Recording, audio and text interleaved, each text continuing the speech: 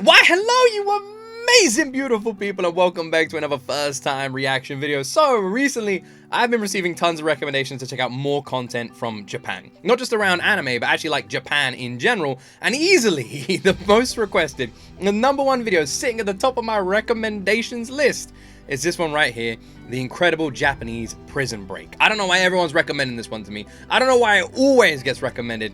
But honestly, I'm very curious to find out why. It's an incredibly popular video, comes from Kento Bento's channel. Shout out them, link to their channel, and the video is in the description. And yeah, it's got over 33 million views. Like I said, very popular video, so I guess let's find out what all the fuss is about. Please press that like button, and please press that subscribe button to support this channel, and let me know you want more videos like this. And let me know in the comment section down below what other reactions you would like to see on this channel, centered around Japan or anything else. And let's jump into my first time ever reaction to the incredible Japanese Prison Break. This video is made possible by Dashlane. Download Dashlane for free if you never want to forget another password again at the link in the description. Shout out Kento Japan, Bento. 1936. Oh wow, Prisoner while ago. Yoshie Shiratori had had enough. He was forced to confess to a murder he did not commit, falsely imprisoned in Aomori prison, beaten and tortured every night by prison guards, and now worse, prosecutors were seeking the death penalty. And all in his mind, it was time to go. And he was but falsely Aomori prison accused. wasn't the easiest to escape. Oh wow. Regardless, Yoshie Shiratori had nothing to lose, and so at 5:30 a.m. So this guy was like beaten and everything, but falsely accused. He didn't do this crime, and they were seeking the death penalty. Jeez, man. he made his move.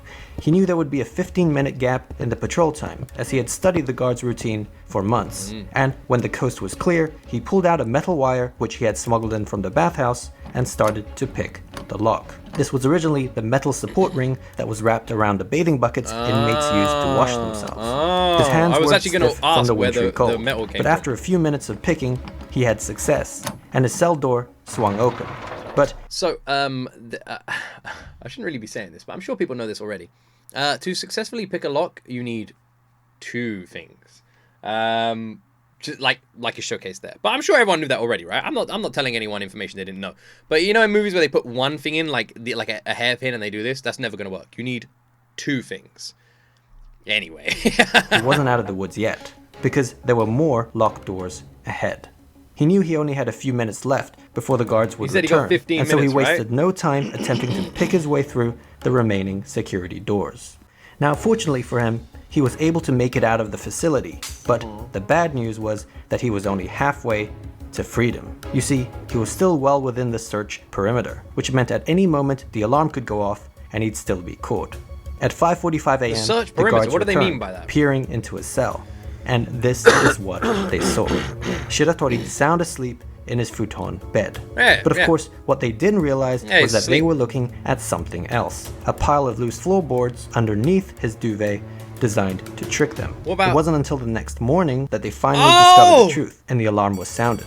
But by then, Shiratori was long gone. My guy pulled Now, a he had freaking escaped, but if you've watched any of our previous videos, you'll know that things aren't always as they seem. In fact, for Yoshie This is literally like Shawshank Redemption. He bought a Shawshank Redemption. Shiratori, aka the prison break magician, this was only the beginning. Okay. 3 days later, he was caught trying to steal supplies from a hospital, and just like that, he was back in the slammer. But this time, for his escape attempt, he was sentenced to life in prison. He would never be with his family again, his wife and his daughter, and all the months of planning had led to just 3 days of freedom. It now seemed he'd be locked up for a very long time. 6 years later, in 1942, in the midst of the Second World War, Shiratori found himself transferred to Akita prison in Akita City. There, the guards treated him even worse than in Aomori. They had heard This is a really sad story, you know? I didn't realize he had a wife and a child, and he was falsely accused, you know? This man shouldn't be in prison. It's a really sad story when you actually think about it. But that just makes me root for him even more. And I'm also surprised, because the video is 25 minutes long. He's already escaped, and we're only 2.5 minutes in. about Shiratori's previous escape and were determined to make an example out of him. They wanted to make sure he would never escape again. Along with the usual beatings, he was forced to partake in extreme manual labor, made to sleep on the hard concrete floor in the severe winter cold, and placed into solitary confinement for extended periods of time. Now, this was a specially made solitary confinement cell, which was very small and had a very high ceiling, with the walls covered with copper sheets so smooth that it was impossible to grip. In addition, there was almost no sunlight even in the daytime, with the only window light coming from a small sealed skylight high above. This was a room designed to keep escape artists from escaping, and if that wasn't enough, the guards also made sure that Shiratori was handcuffed at all times. Now, despite the constant abuse, one of the guards, Kobayashi, in fact the head guard, took pity on him. Kobayashi never laid a finger, and even seemed to check up on him from time to time, concerned for his well-being. Perhaps this made life a little more bearable for Shiratori, and it might have even been what kept his will alive all the way to the night of June 15th. It was a stormy night, and Shiratori was in the middle of one of his extended stays in solitary confinement. At around midnight, one of the guards peered into his cell and couldn't believe his eyes. He opened the cell door and looked around in astonishment, as Yoshie Shiratori had vanished into thin air. All that was left was his handcuffs. So how did he do it? What did he do? Well, there were a few assumptions the guards made that did not apply to Shiratori. For one, handcuffs simply didn't work on him. Shiratori was actually a master of getting out of handcuffs, and in fact had several methods to choose from. Here, he decided to go with the familiar lock-picking method, but he really could have gone with any of them. He had thoroughly scoured his surroundings. There are like, God, man, I really shouldn't be saying things like this. It just makes me sound like a really dodgy person. But there's like a trick, although a lot of police officers know this trick, but there's a trick when someone puts handcuffs on you. If you bend your hand a certain way, usually it's like pushing it inwards, you'll like actually change the size of your wrist, and then when the handcuffs are attached, if you then push your hand back to normal, the handcuffs are loose. You see a lot of people do this, but the police kind of know this hand movement. So yeah, you can always try it. I shouldn't really be encouraging this. Don't try it. Don't listen to anything I'm saying. To find anything that could be of use in an escape. And just like in Aomori prison, he was able to uncover a loose bit of wire. Perhaps it was from one of the items Kobayashi brought him, but this wasn't clear. Okay. After freeing himself from the cuffs, he placed his palms and soles of his feet on the smooth copper sheet. No way! He climbed out! The unclimbable No wall. way! It turned out Shiratori was also an expert This guy climber is a damn with superhero! An uncanny ability to scale like a lizard. What the Once he reached fuck? the skylight above, he noticed that, yes, This guy the isn't window human. was sealed, but the wooden framing around it was starting to rot. And so thereafter, night after night, when the guards weren't looking, he'd climb the copper walls and loosen the framing, bit by bit. Afterwards, he'd climb back down and place the handcuffs back on, as to not rouse suspicion. After a couple months, the window finally came loose, and from there, it was just about choosing the right day. He waited until a particular stormy night, so the guards wouldn't hear the footsteps on the roof. And that was it. He had escaped from prison again. Now this time... Random thing, did the rain come through? Like, did the rain come through and come down? Did it like rain on his head, or was there like a window there? He wouldn't be caught. Or at least not in the way you'd expect. 3 months later, on September 18th, the head guard, Kobayashi, was at home when he heard a knock on the door. To his surprise, it was the fugitive Yoshie Shiratori, unkempt and disheveled, and he needed a favor. A stunned Kobayashi took him in and fed him, all the while listening to what he had to say. What? Shiratori explained that he didn't actually mind being in prison, and that the only reason he escaped twice now was due to the tremendous abuse he suffered at the hands of the sadistic guards. Kobayashi, however, was the only one who treated him with any amount of respect, and so he felt he owed it to him to let him in on his grand plan. Now, this plan involved Shiratori willingly, yes, handing himself over to the Justice Department, where he could then personally make a case for how corrupt and barbaric the Japanese prison system was, and there needed to be reform. He wanted to campaign for change, and in the process, gain his legal freedom through a civil lawsuit. He felt this was the only way he could realistically end up with his family. This, of course, was a super ambitious plan, and as a fugitive on the run, he was well aware of that, which is why he needed Kobayashi, the well-respected head guard of Akita prison, to vouch for him, to strengthen his credibility. As the only guard who ever treated him right, he had a feeling Kobayashi would do the right thing. Did he do the right thing? What do we reckon? What do we reckon? Is there hope in humanity? Did he do the right thing? I'm going to say no. I don't think he did the right thing. The reason I am saying no is because this is a 25-minute long video about a guy who escapes from prison, it seems. I thought it was just going to be one prison break, but bro's escaped twice. So how many times did he actually escape? I honestly thought this was just one video around one prison break. So, do I think he did the right thing? Sadly, no. If we were near the end of the video, I'd be going, yeah, probably. But we're not. We're still very early on. So my guess is this guy maybe not as nice as we thought. At least I'm hoping I'm wrong. I'm hoping I'm wrong. Man, I'm really rooting for this guy as well. Like, I'm really hoping this all works out. His plan is, like, admirable. 3 months later, he could have stayed on the run. You know, he seems like a really chill dude, you know? Minutes later, while Shiratori was in the toilet, Kobayashi called the police. Maybe not a great plan. Just like that, Shiratori was back in prison. And this time, he vowed never to trust an officer of the law again.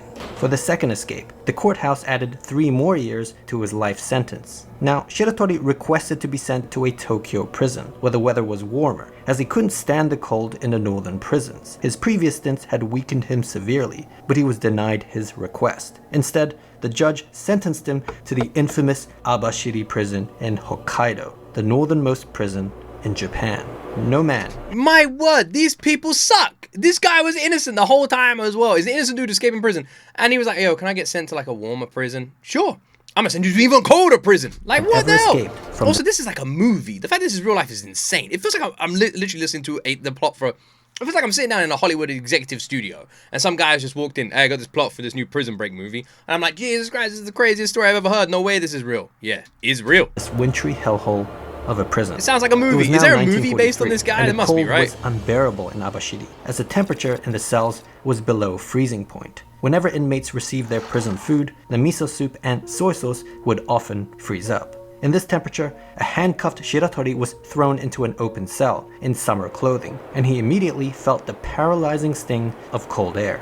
Perhaps in a fit of desperation, he tried to force himself past the guards, but they were able to push him back and beat him down. An enraged and defiant Shiratori stood back up and vowed that he would escape from Abashiri prison, like he's always done, and that there was nothing they could do about it. In fact, he claimed there was little point even putting handcuffs on him, as he'd always find a way to break free. If not by lockpicking, then, well, this. He then proceeded to rip apart the chain of his handcuffs, to the horror of the guards. It turned out Shiratori had another special ability. Aside from his outstanding climbing abilities, he also possessed incredible strength, almost superhuman strength. Back in Akita... Why is this guy? Why is it? Is this guy human? I'm gonna tell you right now. I don't think people realize how unbelievably strong handcuffs are. To do that, you will fuck up your wrists more than you will the actual metal kinks. That is insanity. Bro is not human. In a prison, he could have broken free of the cuffs the physical way if he didn't have to put them back on. Now, this was impressive, but it wasn't so smart to lay his cards on the table like that. No, it wasn't. As the guards were starting to build an escape profile on him. They knew he had lockpicking abilities, lizard-like climbing abilities, and now almost superhuman strength. And so they set out to devise the ultimate escape-proof cell, one that was sure to be Shiratori-proof. And they came up with this. The new cell had steel fixtures with a low chance of rot. Any openings, even the bars removed, were made smaller than his body, meaning there was no way he could physically fit through. He had specially made solid iron handcuffs that tied his hands behind his back, and leg cuffs that made him barely able to stand. These cuffs weighed 20 kgs each and had no keyhole, which meant they could not be lockpicked. And the only way they could be removed was by 2 metalwork specialists who would come once every few weeks to remove them in an arduous 2-hour process. It was at this point, and only this point, that he could even take a bath, and he certainly needed one, as weeks of being... He took a bath every few weeks. This poor guy, man. This poor guy. Jeez. Shackled up with no movement meant his cuff wounds were infested with maggots. On top of that, and as cold as it had already been, it wasn't even peak winter yet. Any strength he would have left would surely be nullified by the upcoming freeze. And he was in an open just in case, cell. They still made sure to cut his already meager food portions in half. And so that was it. Even for Shiratori, this was too much. As winter came, he succumbed to his fate.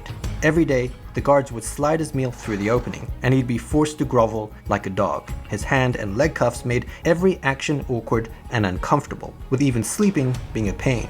There was no doubt life in Abashiri prison was absolute torture. Now fast forward, Shiratori was somehow able to survive through the winter, and spring was coming. This meant he was starting to get his strength back. But still, what could he really do? He was literally in a bind. Months passed and, I am well, so invested in nothing this seemed to story, it's happen. crazy. Then one night, in August, a guard in his office was doing some paperwork when he heard some shuffling on the roof. He wasn't sure what it was, but he decided to check on the prisoners. As he looked inside Shiratori's inescapable cell, he was stunned. No The way. futon bed and prison garments were neatly folded up. The specially made 20 kg handcuffs and way. leg cuffs that would have required two specialists 2 hours to remove was placed on the side, and Shiratori was nowhere to No be way! seen. He had finally Did you notice there's like a grate? placed on the side. Look, there's a grate in the bottom left. Did he climb out the door? Look, do you see that? I don't know if that's like a bit of foreshadowing there. This guy, how did he fucking do this? Bro, it's like trying to imprison a bar of soap. And Shiratori was nowhere to be seen. What he had is this finally fulfilled his dude? promise to the guards. The alarm immediately sounded, but despite the work of the search party, it seemed he had truly disappeared. My God. But how on earth did this happen? How did he escape from the fortress that was Abashiri prison? I have no idea. Well, Tell me. Preparation had started 6 months earlier. At the time, he didn't have the strength or stamina to mount any sort of escape, not to mention the restraints he was in.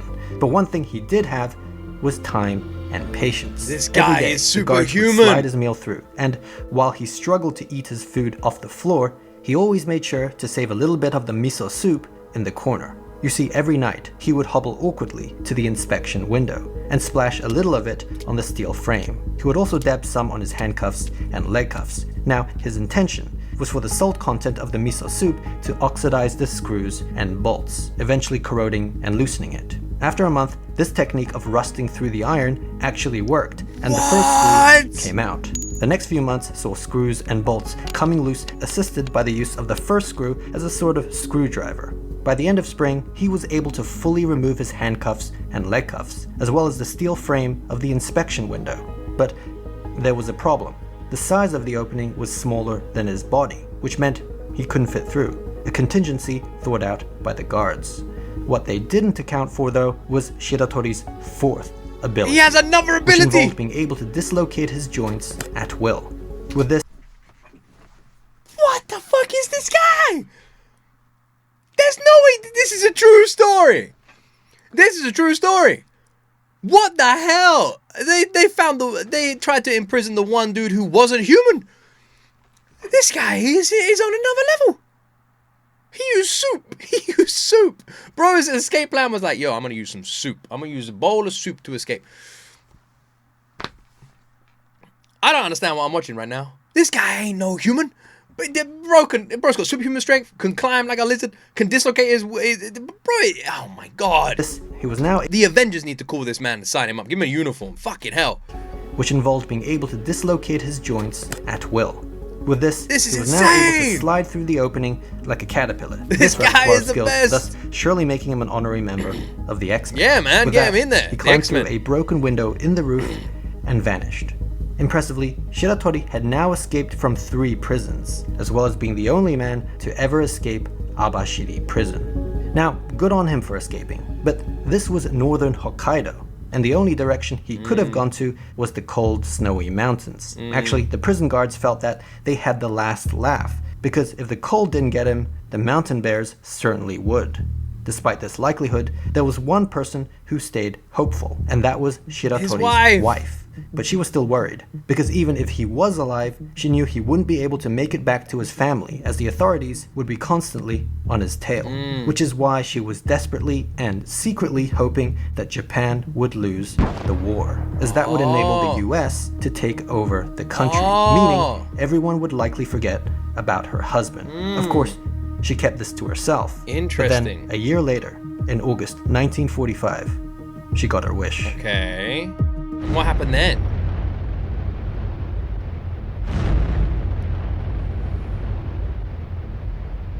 The Americans had now taken over the country's penitentiary system, and sweeping changes were being made. And it did seem, perhaps, that the manhunt for Yoshie Shiratori had now taken a back seat. Yet the question remained, where was he? And Was he even alive?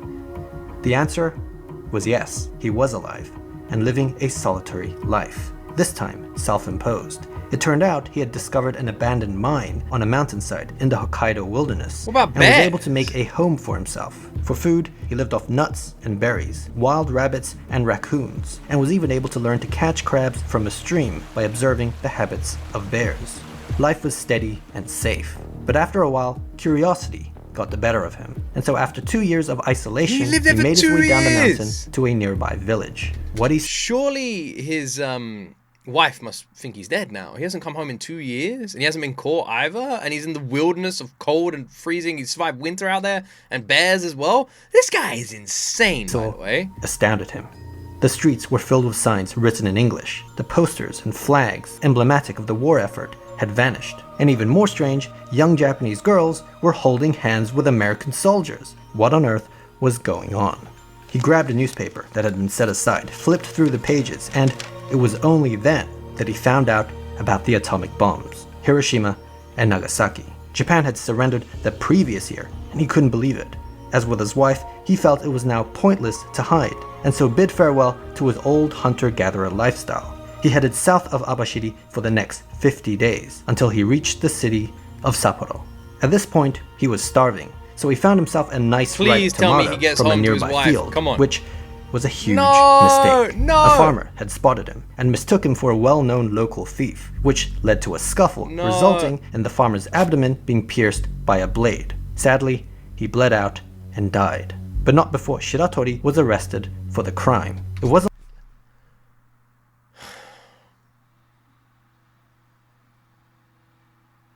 This story is so heartbreaking. I just wanted him to get home and see his wife and kid just once. Even for 5 minutes, I would have been satisfied. Damn it, man. Why? Surely you were come on. Damn it. I mean, he was starving. He was starving. wasn't long until police found out that they in fact had the infamous Yoshie Shiratori in their custody. Bollocks. For his multiple escapes and having now murdered the farmer, despite his claims of self-defense, he was sentenced to death by the district court of Sapporo. And in 1947, he was sent to Sapporo prison to await execution. Now, to ensure he wouldn't escape this time while on death row, he was placed under 24-hour surveillance with 6 armed guards The way they're like... Why are they dressed like that, by the way? Is that... personally assigned to his watch. As for the cell itself, it was upgraded further from the one in Abashiri prison, with reinforced doors, ceilings, bars, windows. In fact, any openings were made smaller than the size of his head, not just his body, learning from the Abashiri escape, as while he may be able to dislocate his joints, he certainly can't dislocate his skull. As long as his head can't fit, they were good. The 6... Cool, nice. But then, his 5th ability. He has the ability to dislocate his skull. He can actually remove his entire head. Just pops it off, puts it down the side. So what he did was, he took off all of his limbs, pa-ting, pa-ting, pa-ting, like a fucking Action Man toy, put them all through the hole, and put himself back together like a Lego figure. Guards were so confident, in fact, that they didn't even bother cuffing him. Now, Shiratori was getting old, and the odds of escaping by this point were looking slim. As his execution loomed near, there was little he could really do, and the guards knew that. Did he They could escape see the again? desperation on his face, No looking way. up, searching for an escape plan that they knew would never come. Though, still, just in case, they made sure to search his room every night while he was taking a bath in the bathhouse, inspecting the ceiling, skylight, and any other openings. A month passed, and winter was now coming, weakening him further, and the realization was starting to dawn on him.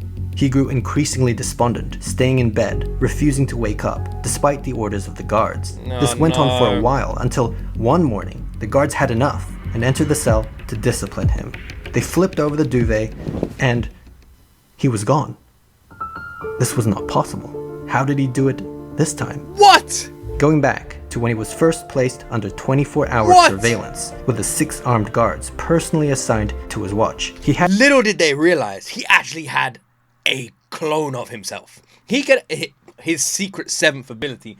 Bro could actually press a button and it would create a perfect carbon copy of himself that would only last 24 hours.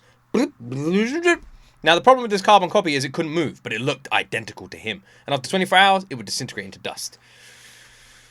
Genius. Had in fact conditioned them to look up and keep up from the very start. Not just because his previous escape attempts involved climbing through skylight windows on ceilings, but also his suspicious yet, as it turned out, very intentional behavior of constantly looking up to figure out an escape plan. Little did they know, it was all an act, and that he already had one, but it would be taking place precisely where they weren't looking. Underground! You see, it turned out the authorities were so concerned with him escaping through a window or skylight that they neglected to reinforce the bottom. This ironically ended up being his easiest and simplest escape, because all he had to do was remove the bolted floorboards, which wasn't easy, but he had experience, and using random cutlery and a miso soup bowl, dig his way to freedom. This took over a month, and he was able to hide his activities due to A, the guards not suspecting this approach, and B, the floorboard panels being put back in place every night after digging. The 6 guards thought they were keeping a good eye on him even at night, but with the hole consistently positioned underneath the futon and duvet, and it increasingly becoming the norm to refuse the orders of the guards to wake up, nothing seemed out of the ordinary. Placing a pile of loose floorboards underneath the duvet to trick them was also a callback to his first prison escape. This guy is a beast! So he had now escaped from prison 4 times, and by this point, Oh the story is starting to get ridiculous. It is! But this perpetual cycle of capture and escape was about to end. Because a year later, in 1948, Shiratori was exhausted. He was in his 40s now, and this was a young man's game. A year later, he escaped and was on the run again for an entire year. Bro escaped, lived on the run for 3 months, and then he got turned in by a police officer. You know what's insane? Is that first turn in, he literally wanted to reform the corrupt Japanese prison system that was being so violent. He had like good intentions and a good goal. He was wrongly accused. He escaped and then turned himself in. He was literally just like that is like a good story, you know? I was falsely imprisoned. I shouldn't have been doing it. I was told to say I committed this crime and I didn't. And I want to change the system. It's wrong. It's corrupt. Can you help me? No, fuck you. Back in prison you go. Which led to all of this, you know? And then he lived in the wilderness for 2 years. He lived out on the run here for a year. This guy he's just, you know when people say people are built different? This guy is built different. One day, in the Kotoni neighborhood, still in Sapporo, as he stopped to rest, a policeman just happened to sit by his side for a smoke. He didn't know who Shiratori was, but he struck up a conversation with him. Shiratori, of course, was wary of his presence and tried to play it cool, all the while attempting to figure out a way to remove himself from the situation without being suspicious. Suddenly, the policeman did something unexpected, at least to him. He pulled out another cigarette and offered it to him. Shiratori was stunned. You see, cigarettes were expensive luxury items in Japan at the time, and the fact that someone offered it to him just out of the kindness of his heart brought tears to his eyes. Not to mention all his life he had been abused and mistreated by officers of the law, with even the head guard Kobayashi turning his back on him. And here was an instance of an officer treating him kindly, with respect, and with no prejudgment. As he smoked the cigarette, Shiratori couldn't help but tell the officer his full name, Yoshie Shiratori, and that he had escaped from Sapporo prison last year. In fact, he had escaped from prison 4 times in his life. It was strangely a relief to get it all off his chest, and he was even ready for the consequences. After the Kobayashi incident, he had vowed never to trust another officer of the law again. But the simple act of receiving a cigarette from a stranger broke him. Of course, he was arrested again, but this time, things were different. Maybe it was the fact that he willingly gave himself up, or that Japan's justice system was going through a change. But the High Court of Sapporo became sympathetic to Shiratori's plight, and some of his past claims were recognized, such as acknowledging the farmer's death as a legitimate case of self-defense. They also made note that throughout all 4 of his prison escapes, he didn't kill or injure a single guard, despite the abuse he may have suffered at their hands. At the end of the deliberation, the High Court dismissed the murder charge, revoking his death sentence, and instead sentenced him to just 20 years in prison. Further, they approved his request to be transferred to a Tokyo prison, where the weather was warmer. He was getting what he wanted. In Tokyo, he was sent to Fuchu prison, where, for the first time, the guards actually treated him well. It was a weird feeling. There were all these precautions and security measures in place to ensure that the infamous prison break magician wouldn't escape. But this is just... It's so weird that this can be like such an... a weirdly deeply heartwarming and like heartbreaking at the same time story. Shiratori is just such a kind-hearted human who just had such a difficult life. The guy turned himself in multiple times. Even like the simple act of someone offering him a cigarette like brought tears to his eyes, and he just confessed straight away. He is just a good person. He is just a good person who was just wronged by the system. And finally he gets a bit of peace, you know? I can't help but feel a bit like emotional over this. My heart breaks for him, you know? The truth was, Shiratori didn't really care anymore. Everything he'd been fighting against, the mistreatment from guards, the death penalty, even the northern climate, was no longer of concern. And he was at peace. There was no need to escape anymore. It's almost like they just kept cornering him and provoking him that he had no choice but to escape. And when finally he didn't have that anymore, he was left with many other choices. He finally accepted his punishment, and for the remainder of his sentence, acted as a model prisoner. Just 14 years later, in 1961, he was released on parole. And for the first time in a long time, he was truly a free man. He decided to head back to Aomori, where it all began, and meet up with his daughter, who, by this point, unfortunately, was the only family member he had left. For his incredible escapes, Yoshie Shiratori became a legend, an anti-hero in Japan. But it was very much the opposite for the country's penitentiary system, which had somehow allowed him to escape time and time again. This was a national embarrassment for Japan. But just as preventing criminals from breaking out of the system is vital for the safety of society, so is preventing them from breaking into the system. Your system, that is. And for that, I personally recommend... I see. That was smart. That was smart. All right. Shout out the sponsor. That was really good. That was a really good like integration of the sponsor there. That was good. Amazing. Absolutely. Big thanks to Garrett Moriarty from Atlanta, Georgia for supporting this channel, as well as all our patrons on Patreon. Shout out all the Patreons on Patreon. Shout out this incredible video. Shout out this incredible channel. Channel, Kento Bento. Wow. What an incredible freaking story, man. What an incredible story. Huge shout out. Hong Kong became a giant refrigerator. What's that? Huge shout out Kento Bento for putting together the incredible Japanese prison break. This was amazing. What an amazing story, man. I don't really know what to say. I find myself just like heartbroken and I don't know. This all started just by accident. This was literally a man who was put into the prison system that never should have been there, and wasn't a bad guy, you know. Like wanted to just wanted to be with his family. And in the first, like when he escaped, he like tried to like, you know, like turn himself in and say like, look, I'm not a bad guy. I escaped. I really want to like change the way things are. Can you help me? And then was just screwed over. And every time he escaped, he was like abused and attacked and just like just so negatively treated in this system that he almost had no choice. You know, it was his only like safe haven. His only choice was to escape. And it was like, you just root for him, you know? You do, you really root for him. And the fact that I'm really glad that he got to spend some time with his daughter in the end. You know, he was finally a free man in his 50s, which is such a shame that so much of his life was like taken away. But he was a free man in his 50s. He was able to go out, and his daughter was alive, was safe, and he got to like see her again, and he reunited with her, and I find that amazing. And he became this like symbol, you know, this anti-hero, and he's just an amazing human being. And now he is just immortal. His time may have been like spent behind bars, but now he's like, you know, through this story, everyone's gonna know this story. It is a story that like will immortalize him, that will live on. Shiratori is just is just a freaking, just an insane human being.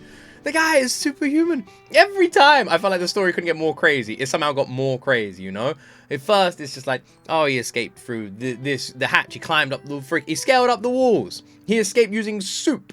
He then escaped because he dislocated his damn arms and stuff. It's like the guy is just a machine. It's like you could have like left like one ice cube on the floor. He escaped using an ice cube. He carefully crafted the ice cube into a perfect replication of the key. You know, it's like the guy was amazing. What an incredible story. I can't even believe it's real. It honestly feels like how is it real? What an amazing story. Wow. Yeah. What an amazing story. Well, Kento Bento has a lot of Japanese related videos and there's a lot of other stories out there. So if you would like me to react to more things like this, please let me know. Wow. What was your favorite escape from him? I can't believe he survived in the wilderness. There's that with bears. Bro lived in a cave in the same place bears lived for 2 years. Wow. And watched the bears. Bro was going bear watching. That was his hobby.